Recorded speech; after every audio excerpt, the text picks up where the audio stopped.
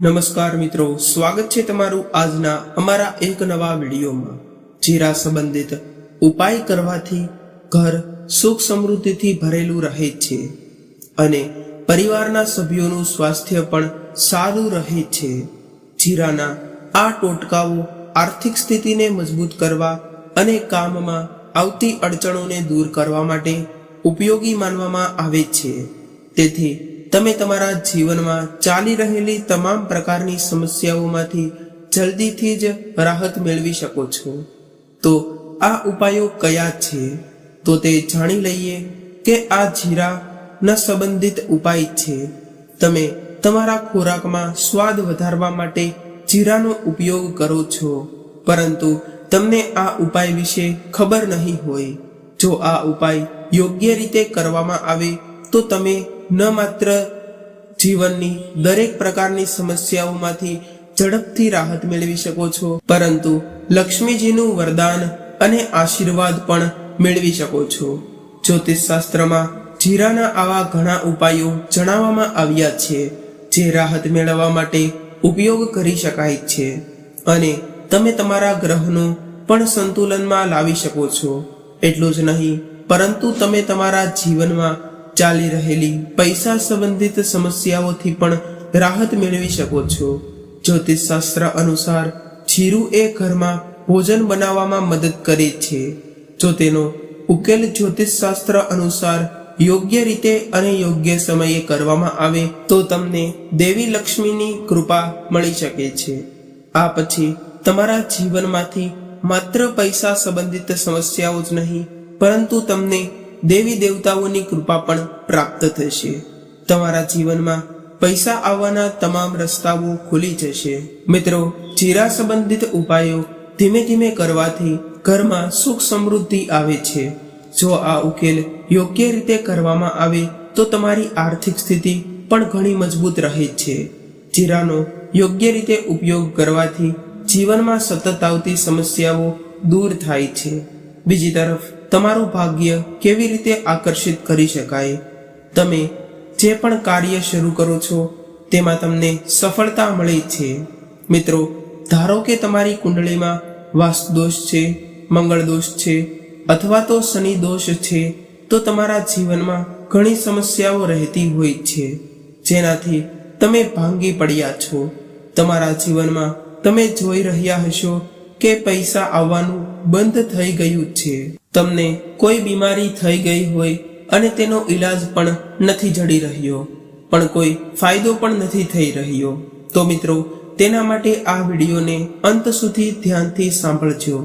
અને જો અમારી ચેનલ પર પહેલીવાર આવ્યા હોય તો ચેનલને સબસ્ક્રાઇબ જરૂરથી કરી લેજો, વિડીયોને લાઈક અને તમારા મિત્રો સાથે શેર કરજો।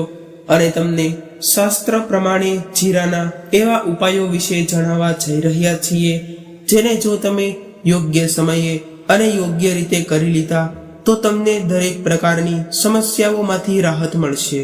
કારણ કે મિત્રો, આ એક ખૂબ જ સરળ વસ્તુ છે જે ખૂબ જ સરળતાથી મળી શકે છે, પરંતુ તેનો ઉપાય કેવી રીતે કરવો તે તમે જાણતા નહીં હોય।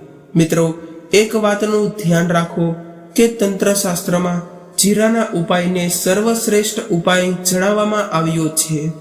આ વાતનો એટલી હદે આગળ વધી ગઈ છે કે જો કોઈ વ્યક્તિ લક્ષ્મી માતાના આશીર્વાદ મેળવવા ઈચ્છે છે અને જો તે તેની સામે માત્ર જીરાનો ઉપાય સાચા હૃદયમાં અને યોગ્ય સમયે કરે તો તેમને માતા લક્ષ્મીનું વરદાન અને આશીર્વાદ મળે છે અને તે પછી તેને ક્યારેય અનાજની અછતનો સામનો નથી કરવો પડતો।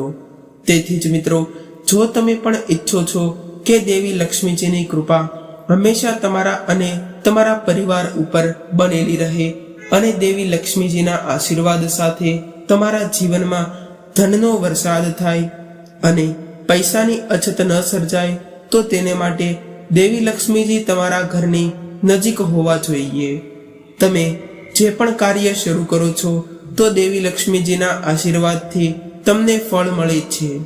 જો તમે આ ઉપાય કરશો તો તમારા જીવનમાં ચાલી રહેલી ધન સંબંધિત સમસ્યાઓ સરળતાથી સમાપ્ત થઈ જશે। જો તમે ઈચ્છો છો કે તે સંપૂર્ણ રીતે થઈ જાય તો આ ઉપાયની 5 શુભ અસર અથવા તો ઉપાયો કરવા પડશે. હવે શુક્રવારનો દિવસ તે દેવી લક્ષ્મીજીને સમર્પિત છે. શુક્રવારે દેવી લક્ષ્મીજી ખૂબ જ પ્રસન્ન હોય છે અને તેમના બંને હાથ વડે તમારા પર આશીર્વાદ વરસાવે છે. અને જે ઉપાયો અમે તમને અહીં જણાવવા જઈ રહ્યા છીએ તે કર્યા પછી તમને અનેક ગણો લાભ થશે.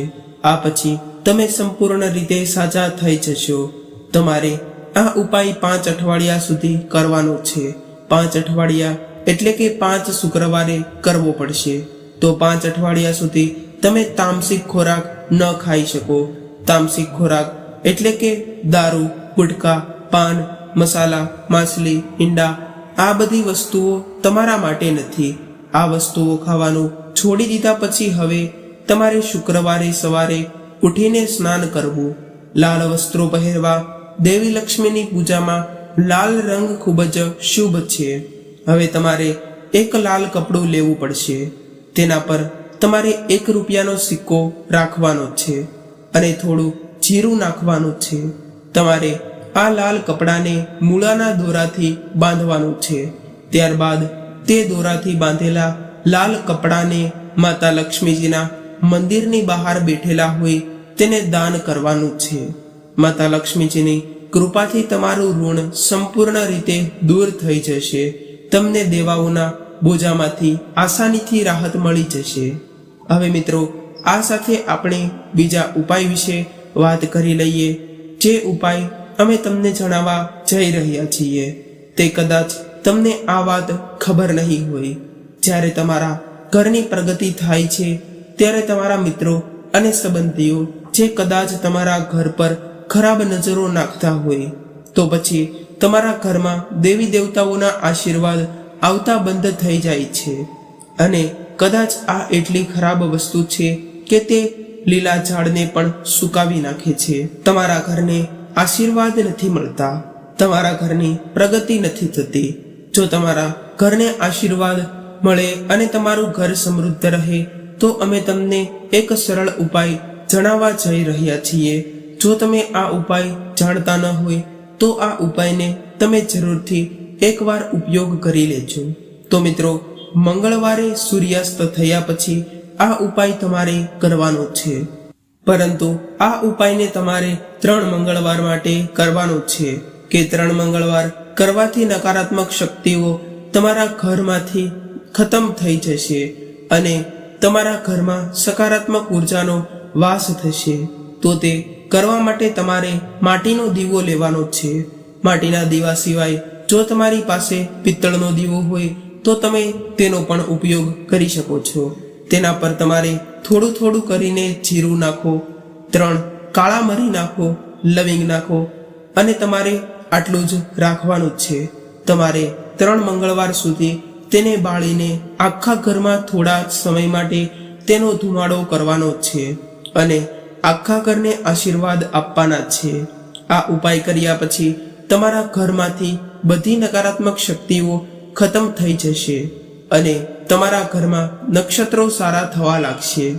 પૂજા દરમિયાન દેવી દેવતાઓનો વાસ થાય છે અને જે કોઈ પણ નકારાત્મક શક્તિઓ અથવા તો કોઈની દ્રષ્ટિ અસર હોય તે સમાપ્ત થવા લાગશે.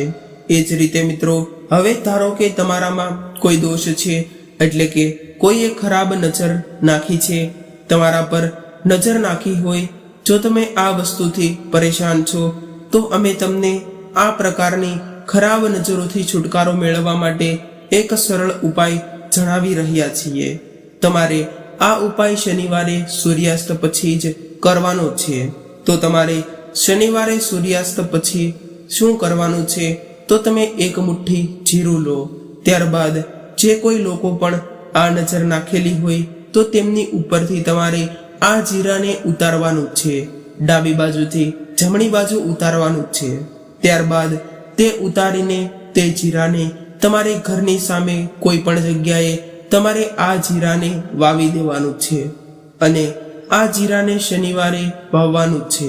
તો મિત્રો, આ ઉપાય કરવાથી તમારા પર કોઈ ખરાબ નજરો હોય, તે ખરાબ ગમે તેટલી હોય તે રોજ સમાપ્ત થઈ જશે અને તમને કોઈ પણ કાર્યમાં જલ્દી જ પ્રગતિ મળવા લાગશે અને સફળતા પણ મળશે.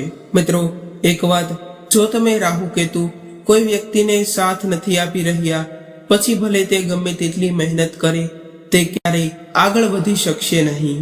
જો તમારે રાહુ કેતુનો સાથ જોતો હોય અને જો તમે ઈચ્છો કે રાહુ કેતુની મદદથી તમે જે પણ નિર્ણય લો છો તે નિર્ણયથી તમને ફાયદો થાય, તો તમારે ભગવાન વિષ્ણુની પ્રાર્થના કરવી જોઈએ. મિત્રો, એક વાત ધ્યાનમાં રાખો, જે કોઈ પણ મનુષ્યના રાહુ અને કેતુ દ્વારા નિયંત્રણ થતું હોય છે તે ભગવાન વિષ્ણુજીના હાથમાં જ છે. અને જો તમને ભગવાન વિષ્ણુજીની પ્રાર્થના કરો છો તો તમને લક્ષ્મીજીના આશીર્વાદ પણ મળે છે. તો તમારે શું કરવું જોઈએ? આ ઉપાય કરવા માટે તમારે 3 ગુરુવાર સુધી આ ઉપાય કરવો પડશે. 3 ગુરુવાર એટલે કે તમારે 3 ગુરુવારે તામસિક ભોજન કરવાનું નથી. ગુટકા, પાન મસાલા, દારૂ આ બધી વસ્તુઓ ન કરો. તમે 3 ગુરુવારે આ ઉપાય કરી શકો છો. શા માટે તમારે ગુરુવારે જ કરવો પડશે? તો ગુરુવાર એ ભગવાન વિષ્ણુનો દિવસ છે. તો તમારે આ ઉપાય કરવા માટે સવારે ઉઠવું પડશે, સ્નાન કરવું પડશે અને તમારે આ દિવસે પીળા રંગના વસ્ત્રો પહેરવાના છે. કારણ કે જ્યારે ભગવાન વિષ્ણુની પૂજા પીળા રંગમાં કરવામાં આવે છે તો તે પૂજા વહેલી તકે પૂર્ણ થાય છે. પીળા વસ્ત્રો પહેર્યા પછી ત્રાંબાનો વાસણ લો, તેમાં પાણી ભરો અને 1 મુઠ્ઠી જીરું લો. તમે કોઈ પણ પીપળના ઝાડની નજીક જાઓ. તમારે પીપળના ઝાડની નજીક શા માટે જવું પડશે? કારણ કે પીપળના વૃક્ષમાં ભગવાન વિષ્ણુજી બિરાજમાન છે. તો તમે આ 1 મુઠ્ઠી જીરાને પીપળના વૃક્ષની પાછે દાટી દેવાનું છે. ત્યારબાદ તમારે જે કોઈ પણ પાણી છે તે પાણીનો છંટકાવ કરતા જવાનું છે અને પીપળના ઝાડની પરિક્રમા કરતી રહેવાની છે. અને આ સાથે જ તમારે પ્રદક્ષિણા કરતી વખતે ભગવાન વિષ્ણુજીના બીજ મંત્રનો જાપ કરો. ઓમ નમો ભગવતે વાસુદેવાય નમઃ. આ મંત્રનો જાપ તમે પરિક્રમા કરતી વખતે આ મંત્રનો જાપ કરતો જવાનો છે. અને આ મંત્રનો જાપ તમે ઓછામાં ઓછો 7 વખત કરી શકો છો. આમ કર્યા પછી તમારા ઘરમાં માતા લક્ષ્મી અને શ્રી વિષ્ણુ ભગવાન બિરાજમાન થશે અને તમારા ઘરમાં ખૂબ જ સુખ સમૃદ્ધિ અને ઐશ્વર્ય પ્રદાન કરશે. જો પૈસા હાથમાં નથી ટકતા તો જીરા સાથે જોડાયેલ આ ટોટકા ચોક્કસ અજમાવો. શુક્રવારે માતા લક્ષ્મીજીની તસવીર અથવા તો મૂર્તિની સામે લાલ કપડું પાથરી દો. હવે તેના પર મુઠ્ઠીભર જીરું નાખો અને થોડા સિક્કા રાખો. માતા લક્ષ્મીની પૂજા કર્યા પછી જીરું અને પૈસા લપેટીને જ્યાં તમે તમારા પૈસા રાખો છો ત્યાં રાખી દો. એવું માનવામાં આવે છે કે તેનાથી ઘરમાં દેવી દેવતાઓની અને દેવી લક્ષ્મીની કૃપા આવે છે અને આર્થિક સ્થિતિ મજબૂત બને છે. જો તમારી આસપાસ નકારાત્મક ઉર્જા હોય અથવા તો તમને ખરાબ નજર લાગી હોય તો જીરાના થોડા દાણા લો અને તેને 7 વાર માથા પરથી ઉતારો અને તેને આગમાં નાખી દો. આમ કરવાથી નકારાત્મક ઉર્જા નાશ પામે છે અને સકારાત્મક ઉર્જા ચારે બાજુ આવે છે. દર ગુરુવારે સવારે જીરું ખાધા પછી ઘરની બહાર નીકળવું પડશે. એવું જ માનવામાં આવે છે કે આમ કરવાથી દિવસ સારો જાય છે અને જે કામ માટે તમે ઘરની બહાર જઈ રહ્યા છો તે કામ પૂર્ણ થવાની સંભાવના વધી જાય છે. મિત્રો, આ ઉપાયો અહીંયા પૂર્ણ થાય છે. હવે આપણે આસોપાલવના મહત્વ અને તેના વાસ્તુ ઉપાય વિશે પણ વાત કરીએ. મિત્રો, આસોપાલવનું ઝાડ હિન્દુ ધર્મમાં લોકપ્રિય અને લાભકારી છે. આસોપાલવને હિન્દીમાં અશોકનું ઝાડ કહેવાય છે. અશોક મતલબ કોઈ શોક ન હોવો, એટલે કે આ વૃક્ષ જે ઘરમાં આંગણામાં હોય છે અથવા તો મંદિરમાં હોય છે તે જગ્યાએ કોઈ દિવસ નકારાત્મક ઉર્જાનો પ્રવેશ થતો જ નથી. માત્ર સકારાત્મક ઉર્જા જ પ્રવેશે છે. જે સ્થાન પર આ ઝાડ હોય છે ત્યાં કોઈ પણ જાતનો શોક કે અશાંતિ થતી જ નથી. માંગલિક અને ધાર્મિક કાર્યોમાં આસોપાલવના પત્તાનો ઉપયોગ કરવામાં આવે છે, જેમાં દરેક પૂજા વિધિઓમાં આસોપાલવના સર્વશ્રેષ્ઠ સ્થાન આપવામાં આવ્યું છે, કારણ કે આસોપાલવના પાન નકારાત્મકતાને દૂર કરે છે અને સકારાત્મકતાનો વાસ કરાવે છે. આસોપાલવના ઝાડ પર પ્રાકૃતિક શક્તિઓનો વિશિષ્ટ પ્રભાવ હોય છે, જે કારણે આ વૃક્ષ જે સ્થાન પર લગાવવામાં આવે ત્યાં બધા કાર્ય કોઈ વિઘ્ન વગર સંપન્ન થાય છે. અને આ જ કારણે આસોપાલવનું ભારતીય સમાજમાં ખૂબ જ મહત્વ છે. તો મિત્રો, હું તમને એક ઉપાય જણાવું છું જે વ્યવહારિક જીવનમાં પરસ્પર પ્રેમ રહેવા માટે અને ઘરમાંથી નકારાત્મકતાને દૂર કરવા માટે, સાથે સાથે સકારાત્મકતાને લાવવા માટે, અને જો ઘરમાં લડાઈ ઝઘડા થતા હોય તો તેને ઓછા કરવા માટેનો આ ઉપાય છે. તો ચાલો આ ઉપાય વિશે જાણી લઈએ કે કોઈ પણ શુભ મુહૂર્તમાં અશોકની ઝાડને કાઢી લો. જળને કાઢીને તેને સ્વચ્છ પાણીથી અથવા તો ગંગાજળથી શુદ્ધ કરી લો. તમારા પૂજા સ્થાન પર મા દુર્ગાના મંત્રથી 108 વખત જાપ કરો. ત્યારબાદ આ મૂળ જળને લાલ કપડા કે લાલ દોરાથી શરીર પર ધારણ કરવાથી કાર્યોમાં તરત જ સફળતા મળે છે. અને આ મૂળ જળનો તમે બીજો પણ ઉપયોગ કરી શકો છો કે આની મૂળ જળને શુદ્ધ કરીને તકિયાની અંદર રાખવાથી વૈવાહિક જીવનમાં પરસ્પર પ્રેમ રહે છે અને ઘરમાં લડાઈ ઝઘડાઓ નથી થતા અને સકારાત્મક ઉર્જા પ્રવેશે છે. અને મિત્રો, હવે આપણે વાત કરીએ તો આસોપાલવના ઝાડ પર પાણી ચડાવવાથી શું શું લાભ થાય છે અને જે લોકો પાણી ચડાવે છે તેમને કેવા કેવા લાભ જોવા મળી શકે છે. શું તે જીવનમાં ચાલી રહેલી સમસ્યાઓથી પણ છુટકારો મેળવી શકે ખરા? તો ચાલો આપણે તે પણ જાણી લઈએ. જો આસોપાલવના ઝાડ પર રોજ પાણી ચડાવવામાં આવે તો એ ઘરમાં માતા ભગવતીનો વાસ રહે છે. એ મકાનમાં રોગ, શોક, ગૃહ કલેશ, અશાંતિ જેવી સમસ્યાઓ રહેતી નથી અને માત્ર શાંતિ જ રહે છે અને સુખ શાંતિ પણ રહે છે. આસોપાલવ પર રોજ પાણી ચડાવનાર વ્યક્તિ પર લક્ષ્મીની કૃપા રહે છે. તો મિત્રો, હજી એક હું તમને ઉપાય જણાવી દઉં કે તમારે તેને શુક્રવારે કરવાનો છે, જેને કારણે તમારા ઘરમાં જે નકારાત્મક ઉર્જાઓ વાસ કરેલી હોય, જેને તમારે કારણે તમારું મન કામમાં નથી લાગી રહ્યું, તો તેના માટે આ ઉપાય સર્વશ્રેષ્ઠ માનવામાં આવે છે. તો તેવા લોકોએ દર શુક્રવારે આસોપાલવના ઝાડ નીચે ઘી અને કપૂર મિશ્રિત કરીને દીવો લગાવવાથી ઘરમાં નકારાત્મક ઉર્જા પ્રવેશતી નથી. તો મિત્રો, હવે આપણે વાત કરીએ કે જો તમે આપણા ઘર અથવા આંગણામાં આસોપાલવનું વૃક્ષ લગાવવા માંગતા હોય અને તમને એ નથી ખબર કે આસોપાલવના વૃક્ષને કઈ દિશામાં રાખવું જોઈએ, જેને કારણે તે તમારા જીવનમાં વધુને વધુ સકારાત્મક ઉર્જાનો સંચાર કરે અને સુખ શાંતિ અને સમૃદ્ધિ કાયમ બની રહે, તો આસોપાલવનું વૃક્ષ ઘરમાં ઉત્તર દિશામાં લગાવવું જોઈએ, જેનાથી ઘરમાં સકારાત્મક ઉર્જાનો સંચાર બન્યો રહે છે. ઘરમાં અશોકનું વૃક્ષ હોવાથી સુખ શાંતિ અને સમૃદ્ધિ કાયમ રહે છે અને અકાળે મૃત્યુનો ભય હોય છે તે પણ દૂર થાય છે.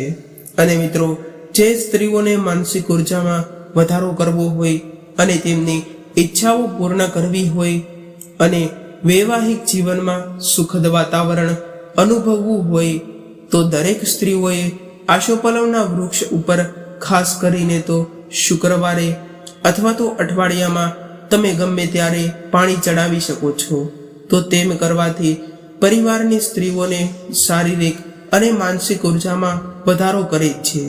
અને જો સ્ત્રીઓ આસોપાલવના વૃક્ષ પર રોજ જળ ચડાવે તો તેમની ઈચ્છા અને વૈવાહિક જીવનમાં સુખદ વાતાવરણ કાયમ રહે છે. મિત્રો, આ હતા થોડા ઘણા ઉપાયો. હવે આપણે તેના આયુર્વેદિક ઉપાયો વિશે પણ વાત કરીએ, જેને કારણે વિદ્યાર્થીઓને ભૂલવાની શક્તિ પણ ઓછી થવા લાગશે અને તેમને યાદ રાખવાની શક્તિ વધવા લાગશે અને આયુર્વેદમાં અને સર્વશ્રેષ્ઠ ઉપાય માનવામાં આવે છે અને સર્વશ્રેષ્ઠ ઔષધિ પણ માનવામાં આવે છે. આસોપાલવના વૃક્ષને આપણે ઔષધિ તરીકે પણ વાપરી શકીએ છીએ. જે વિદ્યાર્થીઓ વાંચે છે અને પુષ્કળ પ્રમાણમાં વાંચે છે પણ થોડી વાર પછી ભૂલી જાય છે, તો તેઓ આસોપાલવની છાલને સૂકવીને તેનું ચૂરણ બનાવીને આ ચૂરણને એક ચમચી સવાર સાંજ 1 ગ્લાસ દૂધમાં સેવન કરવાથી તરત જ લાભ મળે છે. અને ખાસ કરીને તો આ ઉપાય જે વિદ્યાર્થીઓ છે તેમને કરવો જોઈએ, જેને કારણે તેમની યાદ રાખવાની શક્તિમાં વધારો થાય છે. અને જે લોકોને લાંબા સમયથી કોઈ પણ રોગનો છુટકારો નથી મળી રહ્યો, તો તેઓએ ઉપયોગ કરી શકે છે, કારણ કે આયુર્વેદમાં અને સર્વશ્રેષ્ઠ ઔષધિ તરીકે પણ માનવામાં આવે છે. હવે મિત્રો, આપણે થોડા ઘણા સકારાત્મક ઉર્જાને ઘરમાં લાવવા માટેના ઉપાયો વિશે પણ જાણ કરી લઈએ, જેને કારણે તમારા ઘરમાં તમે આસાનીથી સકારાત્મક ઉર્જાનો વાસ કરાવી શકો છો. અને આપણા જીવનમાં 2 પ્રકારની ઉર્જાઓ હોય છે, એક છે સકારાત્મક ઉર્જા અને બીજી છે નકારાત્મક ઉર્જા. જો આપણા ઘરમાં સકારાત્મક ઉર્જા રહે તો નકારાત્મક ઉર્જા નથી રહેતી, અને જો નકારાત્મક ઉર્જા રહે તો તેને બહાર કાઢવી ખૂબ જ મુશ્કેલ બની જાય છે, જેને કારણે આપણે જ્યારે દીવાબત્તી કરતા હોઈએ ત્યારે તેની અશુભ અસરો બતાવે છે અને વારંવાર દીવો ઓલવે છે. તે તેના સંકેતો બતાડે છે કે તમારા ઘરમાં નકારાત્મક ઉર્જા વાસ કરે છે. જો તમે તેને બહાર કાઢવા માંગતા હોય અને તેની જગ્યાએ સકારાત્મક ઉર્જાનો વાસ કરાવવા માંગતા હોય, તો આગળ અમે તમને તેવા કેટલાય ઉપાયો વિશે જણાવવાના છીએ, જેને કારણે તમે તમારા જીવનમાં ચાલી રહેલી તમામ પ્રકારની સમસ્યાઓ અને ધંધો ચલાવતા હોય અથવા તો નોકરી કરતા હોય તો તેમને પણ સારી સફળતા મળી શકે છે. તે માટે તમે આ ઉપાયો કરી શકો છો. તો ચાલો તે શરૂ કરીએ. તો મિત્રો, આગળ હું તમને કેટલાય એવા ઉપાયો વિશે જણાવવાનો છું, જે કરીને તમારા ઘરમાં સકારાત્મક ઉર્જાનો ચોક્કસપણે લાભ થશે. તો આપણે પહેલા ઉપાય વિશે વાત કરીએ તો તે છે ઘરમાં મુખ્ય દ્વારની અંદરની તરફ 3 ચીની સિક્કા લટકાવો. ચીની સિક્કા છિદ્રવાળા હોય છે, તેને લાલ દોરા વડે બાંધવા જોઈએ. મિત્રો, આ ઉપાય કરવાથી નકારાત્મક ઉર્જા દેવી દેવતાઓ સાથે ઘરના દરવાજેથી જ અંદર આવે છે. હવે આપણે બીજા ઉપાય વિશે વાત કરીએ તો તે છે કે ઘરના મુખ્ય દરવાજાના બહારના હેન્ડલ પર 3 નાની નાની ઘંટડીઓ પણ લટકાડવી જોઈએ. તો આપણે જાણ કરી લઈએ કે આનાથી શું થશે.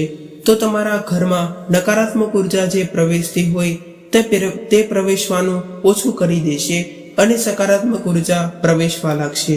હવે મિત્રો, આપણે ત્રીજા ઉપાય વિશે વાત કરીએ તો ઓમ, સ્વસ્તિક અને ત્રિશૂળ વાળું સ્ટીકર દરવાજાની બંને બાજુએ લગાવવું જોઈએ. આને તમે તમારી બેગ પર અને ગાડી પર પણ લગાવી શકો છો. આને લગાડવાથી ઘરની અને તમારું જે કંઈ પણ વાહન હોય છે તેની સુરક્ષા થાય છે.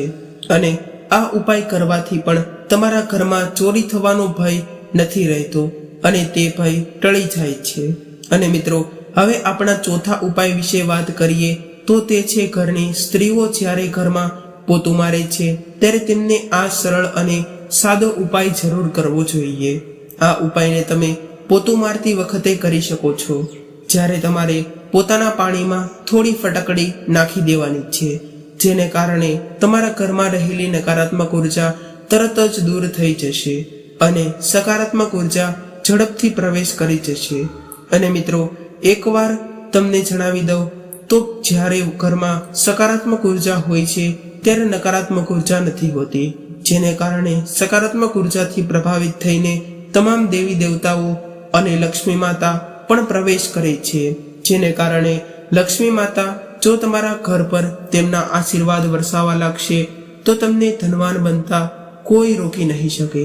જેને કારણે દુષ્ટ શક્તિઓ જે હોય છે, જેને કારણે નકારાત્મક ઉર્જાઓ કહીએ છીએ, તે પણ તમારા ઘરથી દૂર રહેવા લાગશે અને ઘરના તમામ સભ્યો અને પરિવાર પણ સુખ શાંતિનું જીવન જીવી શકશે. અને ઘરમાં ચાલી રહેલા તમામ પ્રકારના લડાઈ ઝઘડાઓ જેને કારણે ઘરમાં ઉત્પન્ન થતો હોય છે તે પણ પ્રમાણમાં ખૂબ જ ઓછો થવા લાગશે. અને મિત્રો, આપણે પાંચમા ઉપાય વિશે વાત કરીએ તો તે છે કે જ્યારે સ્ત્રીઓ પોતા મારે છે તે પોતાના પાણીમાં સ્ત્રીઓએ ચપટીભર મીઠું નાખવાનું છે અને આ ઉપાયને તમે ગુરુવારે ન કરતા.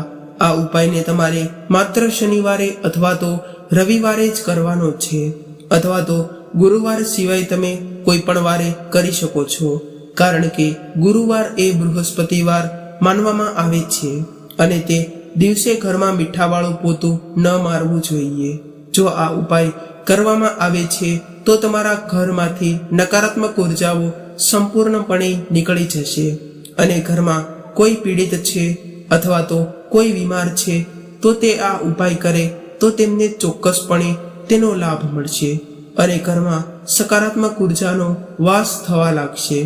હવે મિત્રો, આ કેટલાય ઉપાયો હતા જેને આપણે આપણા ઘરમાં સકારાત્મક ઉર્જા વધારવા માટે ઉપયોગ કરીએ છીએ. તો આ સાથે હું તમને આગલા કેટલાક એવા વાસ્તુશાસ્ત્રને લગતા પૂજા કરના ઉપાયો વિશે જણાવવાનો છું, જેને કારણે તમે ક્યાંક આવી ભૂલો તો નથી કરી રહ્યા ને તેની તમને જાણ થશે. અને જો આવી ભૂલો તમે કરી રહ્યા હોય તો તેવી ભૂલો ન કરતા, જેને કારણે દેવી દેવતાઓ તમારા ઘરમાં પ્રસન્ન રહે અને આપણા ઘરના મંદિરને દેવી દેવતાઓનું સર્વશ્રેષ્ઠ સ્થાન માનવામાં આવે છે. અને જો આપણે તેમના સ્થાનને યોગ્ય દિશામાં અને યોગ્ય રીતે ન રાખીએ તો તેઓ પણ આપણા ઘરમાં પ્રવેશતા નથી અને આપણું ઘર નકારાત્મકતાથી ભરાઈ જાય છે. જેને કારણે હું તમને એવી કેટલીક મહત્વપૂર્ણ બાબતો વિશે જણાવવા જઈ રહ્યો છું જે તમારે જાણવી પણ ખૂબ જરૂરી છે. તો આપણે પહેલા તો એ વસ્તુની વાત કરી લઈએ કે આપણે આપણા ઘરના મંદિરની દિશા કઈ બાજુ રાખવી જોઈએ અને કઈ બાજુ આપણું મંદિર સ્થાપિત કરવાથી સકારાત્મક ઉર્જા પ્રવેશે છે. તો ઉત્તર પૂર્વ દિશા એટલે કે ઈશાન કોણમાં મંદિરની સ્થાપના કરવી સૌથી શ્રેષ્ઠ અને સૌથી સારું માનવામાં આવે છે. આ દિશામાં મંદિરની સ્થાપના કરવી એટલે કે તમામ દેવી દેવતાઓનો ઘરમાં વાસ કરવો સમાન ગણવામાં આવે છે. તેને કારણે તમારા ઘરમાં ચાલી રહેલી પૈસા સંબંધિત સમસ્યાઓ પણ ધીરે ધીરે કરીને ઓછી થવા લાગે છે. અને જો આ દિશામાં પૂજાઘર બનાવવું શક્ય ન હોય તો ઉત્તર દિશામાં પૂજાઘર બનાવી શકાય છે. અને આ સાથે એ પણ ધ્યાન રાખો કે ઈશાન કોણ સર્વશ્રેષ્ઠ દિશા છે. અને મિત્રો, આપણે બીજી વસ્તુ વિશે વાત કરીએ તો આ ભૂલને તમે ભૂલથી પણ ન કરતા. તે છે કે પૂજાઘરથી લાગેલું કે પૂજાઘરના ઉપર કે નીચે શૌચાલય ન હોવું જોઈએ. જો આમ થતું હોય તો તરત જ પૂજાઘરનું સ્થાન બદલી નાખો અથવા તો શૌચાલયનું સ્થાન બદલી નાખો. પૂજાઘરમાં પ્રતિમા સ્થાપિત ન કરવી જોઈએ, કારણ કે પ્રાણ પ્રતિષ્ઠા મૂર્તિનું ધ્યાન એવી રીતે ન રખાય જેમ રાખવું જોઈએ. તે માટે તમે તમારા પૂજાઘરમાં નાની નાની મૂર્તિઓ અથવા તો ફોટાઓ લગાવી શકો છો અને તે લગાવવાથી પણ દેવી દેવતાઓના તેટલા જ ફળ પ્રાપ્ત થશે જેવી રીતે તમે પ્રાણ પ્રતિષ્ઠા મૂર્તિ લગાવી હોય. અને આ પણ ખૂબ જ શુભ માનવામાં આવે છે. અને મિત્રો, આપણે બીજી વસ્તુ વિશે વાત કરી લઈએ તો આપણા ઘરની સીડી હોય છે તેની નીચે પણ પૂજા ઘર ન લગાવવું જોઈએ. તે અશુભ માનવામાં આવે છે. અને મિત્રો, આપણે આગળ વાત કરીએ તો ફાટેલા ફોટા કે ખંડિત મૂર્તિ પૂજા ઘરમાં કદાચ ન હોવી જોઈએ. તેને કારણે દેવી દેવતાઓ અથવા તો ભગવાનનો વાસ ઘરમાં નથી જોવા મળતો. હવે મિત્રો, આપણે આગળ વાત કરીએ તો પૂજા ઘર અને રસોડું કે બેડરૂમ એક જ રૂમમાં ન હોવા જોઈએ.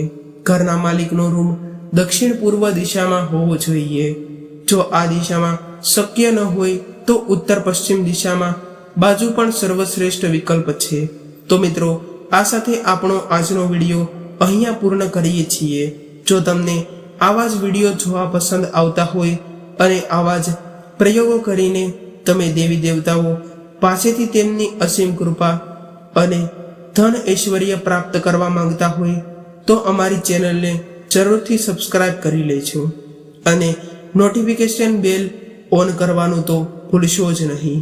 અને જો અમારા આવા વિડીયો જોવા પસંદ આવતા હોય તો વિડીયોને લાઈક અને તમારા મિત્રો સાથે શેર અવશ્ય કરી દેજો, જેથી કરીને બધા લોકોને આવા ઉપાયો વિશેની જાણ થઈ શકે. તો ફરી મળીશું એક નવા વિડીયો સાથે. ત્યાં સુધી સૌને મારા જય માતા લક્ષ્મી.